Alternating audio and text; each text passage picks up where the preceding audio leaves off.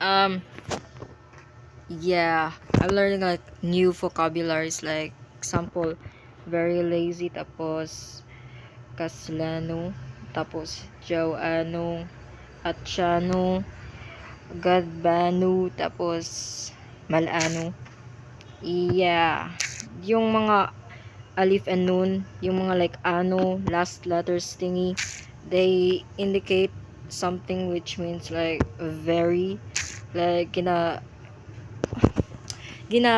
exaggerate. You know what I'm saying? Yeah, you know what I'm saying? Yeah. Then yeah, there's like practice vocabulary. I mean sentence practice and stuff like this. Let me read it.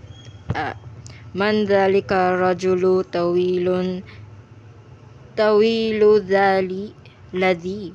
Bro, again. Mandalika rajulu tawilu ladi kharaja al-ana minal mudarrisa, which means from that man tall which left right now from the school. Mudarrisa to. Ay, madrasa to. Bro. It means like who is that to? Oh, this means who. Hindi min is ano, min is from tapos man is who.